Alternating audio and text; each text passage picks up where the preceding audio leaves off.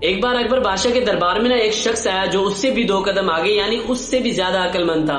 اس نے بادشاہ کو ہی نیچا دکھانے اور اس پر حاوی ہونے کی کوشش کی۔ اکبر بادشاہ کو یہ جو بات ہے ناگوار گزری اور اس نے فوراً حکم دیا کہ اس کا سر دھڑ سے الگ کر دیا جائے۔ اب آپ سوچ رہے ہوں گے کہ بھائی میں یہ کہانی سنا کر ثابت کیا کرنا چاہ رہا ہوں، پروف کیا کرنا چاہ رہا ہوں۔ اس کہانی میں آپ کے لیے ایک بہت ہی گہرا سبق ہے۔ اس سبق کو آپ نے بڑے غور سے سننا ہے، اور وہ سبق یہ ہے کہ لائف میں آپ چاہے کسی آفس میں ہو، کسی ٹیم میں ہو یا کسی پاورفل پرسنالٹی کے سامنے ہو، تو کبھی بھی ان کی ایگو کو چیلنج مت کیجیے گا۔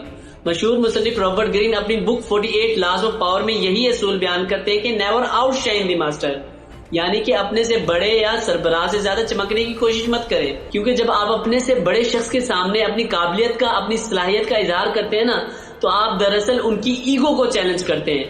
اور یاد رکھیں یہ جو ایک چیلنج ایگو ہوتی ہے یہ کسی تلوار سے زیادہ خطرناک ہوتی ہے۔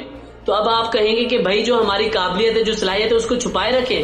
نہیں بھائی، میں بالکل بھی یہ نہیں کہتا، بس صحیح وقت اور صحیح جگہ دیکھیں، کیونکہ غلط وقت اور غلط جگہ پر اپنی قابلیت کا، اپنی صلاحیت کا اظہار کرنا آپ کو انعام نہیں بلکہ سزا دلوائے گا، کیونکہ یہ جو دنیا ہے اصولوں سے زیادہ انا پر چلتی ہے۔ تو لہٰذا آپ اپنی قابلیت کو، اپنی ہوشیاری کو، طاقت کو پردے میں رکھیں۔ لوگوں کو یہ محسوس ہونے دیں کہ بھائی وہ آپ سے زیادہ طاقتور ہیں، وہ آپ سے زیادہ ہوشیار ہے، وہ آپ سے زیادہ عقل مند ہے، کیونکہ جب آپ ان کی ایگو کو تسکین دیتے ہیں، ان کی جو انا ہے اس کو فیول دیتے ہیں، تو وہ آپ کو گرنے نہیں دیتے بلکہ آپ کی حفاظت کرتے ہیں۔ لیکن اگر آپ نے ان کی ایگو کو چیلنج کیا تو جو اکبر بادشاہ نے اس شخص کے ساتھ کیا تو آپ کے ساتھ بھی وہی ہو سکتا ہے۔